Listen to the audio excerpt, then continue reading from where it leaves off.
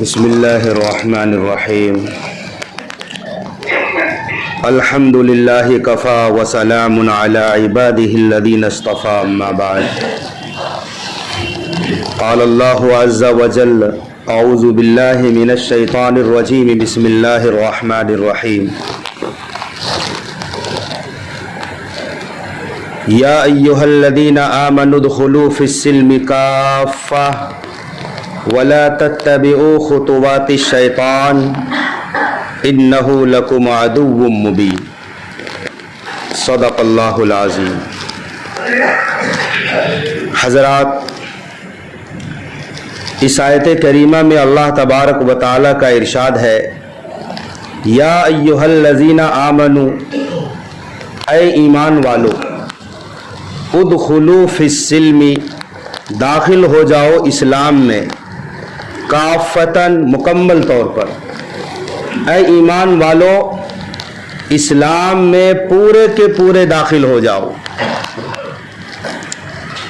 سوال یہ ہے کہ اسلام میں داخل ہونے کے لیے ایمان والوں کو کہا جا رہا ہے۔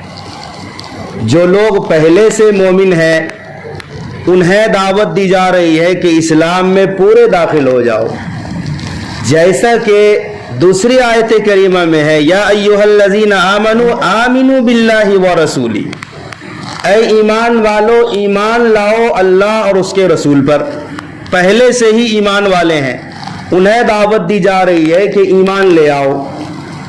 جس طرح آپ سب مسجد کے اندر بیٹھے ہیں، میں کہوں کہ آپ اندر آ جاؤ تو آپ تو پہلے سے ہی اندر ہیں، آپ اندر کیسے آئیں گے؟ اصل میں اس آیت کا جب شان نزول آپ سمجھ لیں، کس موقع محل پر یہ آیت اتری ہے، تو پھر اس کا سمجھنا آسان ہو جائے گا۔ یہود کے بہت بڑے، بلکہ مدینہ منورہ میں جو یہودی قبائل آباد تھے، ان یہودیوں کا سب سے بڑا عالم تھا تورات کا عبداللہ ابن سلام رضی اللہ عنہ۔ یہ فرماتے ہیں کہ جب اللہ کے نبی صلی اللہ علیہ وسلم مدینہ منورہ تشریف لائے تو مدینہ میں اور قرب و جوار میں اعلان ہو گیا کہ مکہ سے ہجرت کر کے نبی مدینہ تشریف لے آئے ہیں، مدینہ چلے آئے ہیں۔ لوگ جوق در جوق آنے لگے زیارت کرنے کے لیے۔ مدینہ منورہ میں مردم شماری کے اعتبار سے عرب کے اندر سب سے بڑی آبادی تھی مدینہ منورہ کے قبائل میں یہودیوں کی، تو یہودی لوگ بھی آنے لگے۔ ان یہودیوں میں جو سب سے بڑا عالم تھا عبداللہ ابن سلام تورات کا، اللہ کے نبی کی خدمت میں آئے۔ اللہ کے نبی کے چہرے کو جیسے ہی دیکھا تو کہا کہ یہ چہرہ کسی جھوٹے کا نہیں ہو سکتا ہے۔ اور عبداللہ ابن سلام کہتے ہیں کہ پہلی حدیث پاک جو میں نے آقائے نامدار علیہ الصلوۃ والسلام سے سنی یہ تھی کہ آپ لوگوں کو بتا رہے تھے، ایھا الناس، اے لوگو، افشوا السلام، سلام کو خوب پھیلاؤ، اسے بھی سلام کرو جس سے جان پہچان ہے اور اسے بھی جس سے جان پہچان نہیں ہے۔ ایمان والوں کو سلام کرو۔ وَأَطْعِمُوا الطَّعَامَ، لوگوں کو کھانا کھلاؤ۔ وَصِلُوا الْأَرْحَامَ، رشتہ داریاں نبھاؤ، رشتوں کا حق ادا کرو۔ وَصَلُّوا بِاللَّيْلِ وَالنَّاسُ نِيَامٌ، جب رات میں لوگ سو رہے ہو اس وقت اٹھ کر تہجد کی نماز پڑھو۔ تدخلوا الجنۃ بسلام، جنت میں تم سلامتی کے ساتھ داخل ہو جاؤ۔ تو عبداللہ ابن سلام نے جو سب سے بڑا عالم تو یہود کا سنا تو بے ساختہ کہا کہ اس کلام میں کیسی تاثیر ہے، کیسی پر تاثیر کلام ہے۔ عبداللہ ابن سلام نے اللہ کے نبی کے ہاتھ پر اسی مجلس میں بیعت کی اور مسلمان ہو گئے۔ مسلمان ہونے کے بعد عبداللہ ابن سلام نے ایک مسئلہ پوچھا، جس مسئلے کے جواب میں یہ آیت نازل ہوئی۔ مسئلہ کیا پوچھا؟ کہا، یا رسول اللہ، میں یہود کا بڑا عالم ہوں اور شریعت موسوی میں تورات کے اندر اونٹ کا گوشت اور اونٹنی کا دودھ استعمال کرنا منع ہے۔ یہودی لوگ اونٹ کا گوشت نہیں کھاتے، نہ ہی دودھ کا استعمال کرتے ہیں۔ پھر یہ کہ شریعت موسوی میں سنیچر کے دن کا احترام کیا جاتا ہے۔ یا رسول اللہ، کیا اس بات کی گنجائش ہے کہ میں تو مسلمان ہو گیا ہوں आप ही की सारी बातें मानूंगा, लेकिन शनिचर के दिन का थोड़ा एहतराम कर लूं, ऊँटनी का दूध ना पीऊं। वैसे भी ऊँटनी का दूध पीने से न पीने से कोई इस्लाम से खारिज नहीं हो जाता है, उनका ये ख्याल था।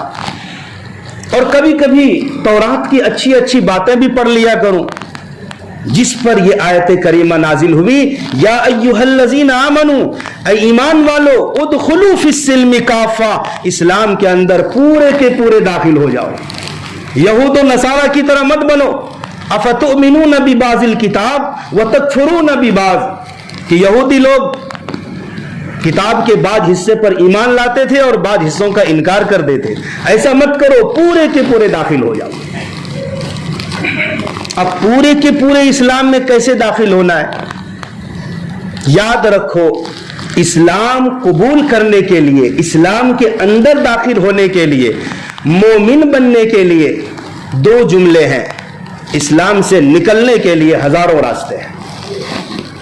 इस्लाम कबूल करने के लिए, मुसलमान होने के लिए दो जुमले, अशहदु अल्ला इलाहा इल्लल्लाह व अशहदु अन्ना मुहम्मदन अब्दुहु व रसूलुहु। कलमे शहादत का इकरार जो दिलो जुबान से करे वो मुसलमान है, इस्लाम के अंदर आ गया। निकलने के लिए कई रास्ते हैं। इन रास्तों की पहरादारी करके अपने ईमान को बचाना, ये बहुत बड़ा चैलेंज है आज के हालात में। मसलन एक शख्स नमाज नहीं पढ़ता, जुमे में आता है या नमाज पढ़ता ही नहीं है, बहुत बड़ा गुनाह कर रहा है, गुनाह कबीरा है। ईमान के बाद सबसे जो बड़ा अमल है उस चीज को वो नहीं कर रहा है, लेकिन कोई उसे काफिर नहीं कहता है। हाँ, अगर ये कह दे कोई कि ये फालतू की चीज है, नमाज का मजाक उड़ा दे, नमाज को हल्का बता दे, नमाज का इनकार कर दे, तो वो इस्लाम से निकल जाएगा। ना पढ़ना अलग चीज है, किसी चीज का मजाक उड़ाना या इनकार कर देना ये बड़ा गुनाह है। अब मिसाल के तौर पर इस्लाम में है कि दाढ़ी रखो, मूंछों को तरसवाओ, तो दाढ़ी मुंडा देना या दाढ़ी को छोटी छोटी रखना ये गुनाह है, दाढ़ी मुंडाना गुनाह है। एक शख्स जिसके अंदर ईमान की चिंगारी है, ईमान की हरारत है, जब वो अपने चेहरे से बाल को हटा रहा है तो उसका दिल, जो सबसे बड़ा इंसान का, मुसलमान का मुफ्ती उसका दिल है, वो ये कहता है कि ये गुनाह का काम है। तो याद रखो, तुम्हारे अंदर ईमान की हरारत बाकी है, लेकिन जिस दिन ये ख्याल आ गया कि ये फालतू चीज है, आपको दाढ़ी से नफरत होने लगे, तो याद रखो फिर आपका इस्लाम में कोई हिस्सा नहीं है। रसूल करीम सल्लल्लाहु अलैहि वसल्लम की अदना सी सुन्नत का मजाक उड़ाना इंसान को इस्लाम से बाहर का रास्ता दिखाता है। कोई भी सुन्नत ले लें, लोग कहते हैं सुन्नत है हमारे नबी की, आपका पायजामा आधी पिंडली पर होता था, आपका कपड़ा। तो बाज लोग मजाक उड़ाते, देखो पाजामा कितना ऊपर फैला है, ऊंचा पाजामा वाला। तो ये क्या है? एक शख्स ने सुन्नत अदा कर रखा है और आप उसकी सुन्नत का मजाक उड़ा रहे हैं।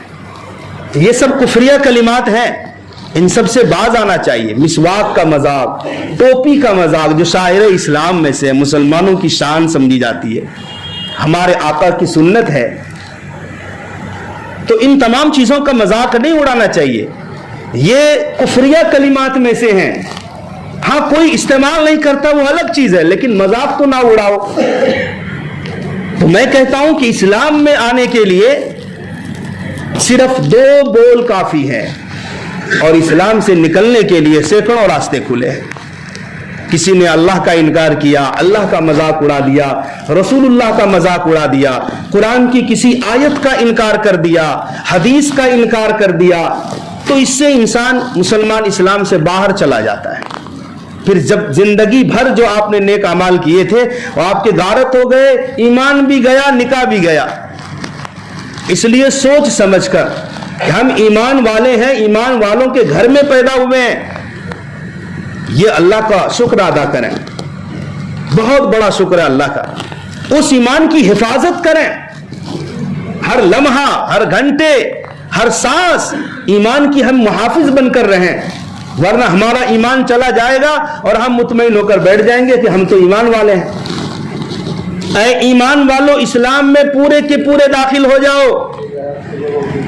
بعض لوگ نماز کی ادائیگی کرتے ہیں، عبادات مکمل ہے، نماز، روزہ، حج، زکات، مگر معاملات میں وہ پیچھے ہیں، معاملات میں دھوکہ دہی کرتے ہیں، تجارت میں، کاروبار میں، تو آدھا تو وہ مان رہا ہے اور آدھے کا انکار کر رہا ہے۔ اے ایمان والو، اسلام میں مکمل داخل ہو جاؤ، عبادات والی زندگی میں بھی اور معاملات والی زندگی میں بھی۔ حدیث پاک میں ہے لا یؤمن احدکم، وہ شخص ایمان والا نہیں ہے۔ ہم اور آپ بظاہر اسے ایمان والا کہیں، پیارے آقا صلی اللہ علیہ وسلم فرما رہے ہیں وہ شخص ایمان والا نہیں ہے۔ کون؟ وہ شخص ایمان والا نہیں ہو سکتا جب تک کہ اپنے بھائی کے لیے وہی چیز پسند نہ کرے جو اپنے لیے پسند کرتا ہے۔ وہ شخص ایمان والا نہیں ہے اگر ایسا نہیں ہے تو۔ مثلا میرا خوب کاروبار چلے اور سامنے والے کا کاروبار ٹھپ ہو جائے، کاروبار میں گھاٹا پڑ جائے، تو آپ نے اس چیز کو پسند نہیں کیا جو اپنے لیے پسند کیا تھا۔ فلاں کی بیٹی کا رشتہ نہ لگے، فلاں کی بیٹی کو طلاق پڑ جائے، یہ کیا ہے؟ ہم دوسروں کے لیے وہ چاہ رہے ہیں جو اپنے لیے نہیں چاہتے۔ وہ شخص ایمان والا نہیں ہو سکتا۔ آقا نے دوسری جگہ فرمایا وہ شخص بھی ایمان والا نہیں ہو سکتا جو خود تو پیٹ بھر کر کھائے اور اس کا پڑوسی بغل میں بھوکا سویا رہے۔ وہ شخص بھی ایمان والا نہیں ہے۔ فرمانے رسالت ہے، اللہ کے نبی نے اپنی زبان سے فرمایا، ہم اور آپ کہہ لیں لیکن وہ ایمان والا نہیں۔ میرے بھائیوں، معاملات کو ٹھیک رکھو، کل قیامت کے دن بہت سارے لوگ معاملات میں گڑبڑی کی وجہ سے جہنم میں جائیں گے۔ معاملات بہت زیادہ باریکی چیز ہے۔ ایک انسان نماز پڑھ لیتا ہے 5 وقت کی، رمضان شریف میں کے روزے رکھ لیتا ہے، زکوٰۃ ادا کرتا ہے، سب کچھ کرتا ہے، معاملات ٹھیک نہیں ہے، دھوکہ دیا ہے، کسی کو ناحق ستایا ہے، کسی کا مال چھین لیا ہے، وغیرہ وغیرہ۔ تو ان معاملات میں آپ سنجیدگی سے غور کریں، ممکن ہو حتی الامکان جن کا کچھ آپ نے لے رکھا ہے اسی دنیا میں واپس کریں۔ نہیں واپس کرنے کی طاقت ہے تو معافی تلافی کرا لیں۔ کل قیامت کے دن معافی تلافی بھی نہیں ہوگی اور آپ بدلہ بھی نہیں لے سکیں گے پیسوں کی بنیاد پر۔ وہاں کا پیسہ، وہاں کا سکہ نیکی ہے۔ وہاں کا سب سے بڑا مالدار وہ ہوگا جس کے کھاتے میں سب سے زیادہ نیکیاں ہوں گی، اور سب سے بڑا قلاس، مفلس اور کنگال وہ شخص ہوگا جس کی جھولی میں نیکی نہیں ہوگی۔ تو وہاں آپ اور ہم کیسے کسی کا بدلہ دے سکتے ہیں؟ اور کیوں آپ کو کوئی وہاں معاف کرے گا؟ لہذا اس دنیا میں آپ کے پاس موقع ہے، ہمارے پاس موقع ہے، معاملات میں کمی کوتاہی ہوئی ہے، اسی دنیا میں اس کو نمٹ لو، کل قیامت کا دن نہیں چلے گا۔ پیارے آقا صلی اللہ علیہ وسلم نے اسی بات کو سمجھایا۔ صحابہ کرام سے پوچھا بتاؤ من المفلس، مفلس کون ہے؟ صحابہ نے کہا مفلس تو ہم اسے سمجھتے ہیں جس کے پاس روپیہ، پیسہ، دینار، درہم، دولت نہ ہو، وہ مفلس ہے، کنگال ہے وہ۔ کیا خوبصورت سمجھایا پیارے آقا نے۔ فرمایا نہیں، مفلس وہ نہیں جسے تم سمجھ رہے ہو، مفلس وہ نہیں ہے جس کے پاس دینار، درہم، روپیہ، پیسہ نہ ہو، بلکہ میں بتاتا ہوں مفلس کون ہے۔ مفلس وہ ہے جس نے بہت زیادہ نیکیاں کی ہیں، بہت زیادہ نمازیں پڑھی ہیں، بہت زیادہ نوافل پڑھی ہیں، صدقہ خیرات کیے ہیں، بہت زیادہ نیکیوں کا پہاڑ لے کر حاضر ہوگا کل قیامت کے دن، مگر ساتھ ساتھ حقوق العباد کو بھی لے کر آئے گا۔ کسی کو گالی دی ہوگی، کسی کو مارا ہوگا، کسی کو ستایا ہوگا، کسی کی زمین ہڑپ کی ہوگی، کسی کا روپیہ کھایا ہوگا، ظلم کیا ہوگا۔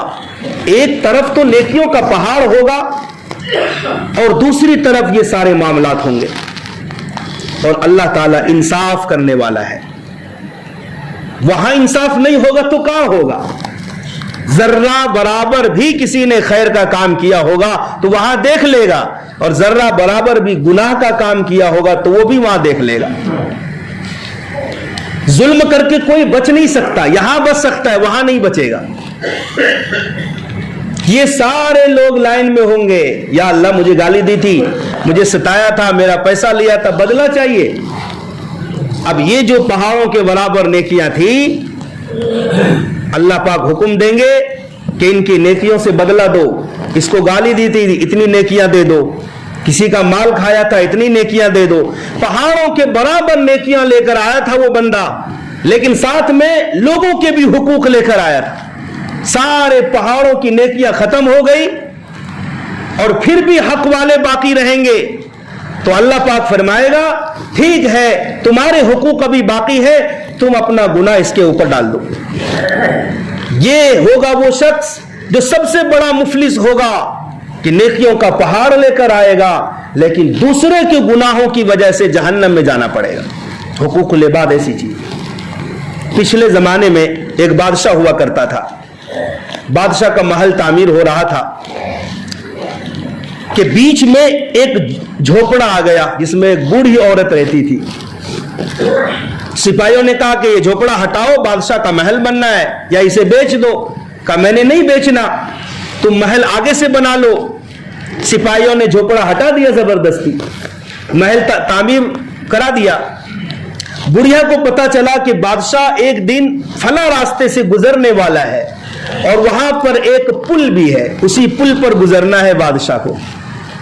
وہ بڑھیا اسی طاق میں رہی، جب بادشاہ کی سواری وہاں سے گزری تو وہ بڑھیا نے اسی پل پر سواری کی لگام پکڑ لی۔ بادشاہ نیک دل تھا، کہا کیا ہوا؟ کہا بادشاہ سلامت، اس پل پر حساب کرو گے یا جہنم کے اوپر جو پل ہوگا پل صراط اس پر حساب کرو گے؟ اس پل پر حساب دو گے یا اس پل پر حساب دو گے؟ کہا کیا ہوا؟ کہا ایسا ایسا ہے۔ بادشاہ نے فوراً سپاہیوں کو سزا دلوائی اور اس بوڑھی کا جھوپڑے سمیت پورا علاقہ اس بوڑھی کے حوالے کیا۔ کہا میری کیا مجال کہ میں اس پل پر حساب دوں، اسی پل پر اسی دنیا میں سارا حساب کتاب تمام ہو جائے۔ تو یہ ہمارے لیے بھی درس عبرت ہے کہ اپنے معاملات کو درست کریں۔ معاملات درست نہیں تو ہمارا دین بھی مکمل نہیں ہے۔ اے ایمان والو، اسلام میں پورے کے پورے داخل ہو جاؤ۔ میرے بھائیوں، پیر سے لے کر سر تک یہ اسلامی ڈھانچہ ہے، انسانی ڈھانچہ ہے، اس کو اسلام کے تابع کر لو، اپنا حلیہ مسلمانی بنا لو، حلیہ مسلمانی بناؤ۔ آج نوجوان شرماتے ہیں باہر جانے میں کہ ہم داڑھی رکھ کے جائیں گے، لوگ سمجھیں گے مسلمان آ رہا ہے، ملا جی آ رہا ہے۔ میرے بھائیوں، آپ کو فخر ہونا چاہیے کہ ہمارا اور آپ کا نام مسلمان اللہ نے رکھا ہے، دنیا والوں نے نہیں رکھا۔ هو سماکم المسلمین، اللہ نے تمہارا نام مسلمان رکھا ہے۔ جس نے ہمارا نام مسلمان رکھا وہ ہمارا خالق ہے، رازق ہے، مالک ہے۔ دنیا والے کچھ بھی کہیں، میں آپ کو مثال دیتا ہوں، ایک بوتل میں آپ نے صاف شفاف پانی رکھا ہے، آپ کو معلوم ہے کہ وہ آپ کا پانی ہے، صاف شفاف ہے۔ 10 لوگ کہیں کہ نہیں وہ پانی نہیں، وہ پیشاب ہے، کیا 10 لوگوں کے کہنے کی وجہ سے آپ اس پانی کا استعمال کرنا چھوڑ دیں گے؟ آپ کو معلوم ہے کہ وہ آپ کا پانی ہے، صاف شفاف پانی ہے۔ اسی طرح آپ اسلام کی سانچے کے اندر آ جائیں، مکمل اسلام کے اندر آ جائیں، مسلمانی سانچہ اور ڈھانچہ تیار کریں۔ دنیا والے کچھ بھی کہیں، ہمیں دنیا والوں کے کہنے سے ورغلانا نہیں چاہیے، بلکہ ہمارا اور آپ کا نام مسلمان اللہ نے رکھا ہے، اور اللہ نے اسلام دے کر خوشی کا اظہار کیا ہے۔ وَرَضِيتُ لَكُمُ الْإِسْلَامَ دِينًا، اللہ نے کہا ہے کہ میں نے تمہیں اسلام دین دے کر خوش ہو گیا، راضی ہو گیا۔ لہذا دنیا کا سب سے محبوب ترین، مقبول ترین مذہب اسلام ہے۔ اس اسلام کے اندر مکمل داخل ہو جاؤ اور اپنے اولاد کی ایمان کی حفاظت کرو۔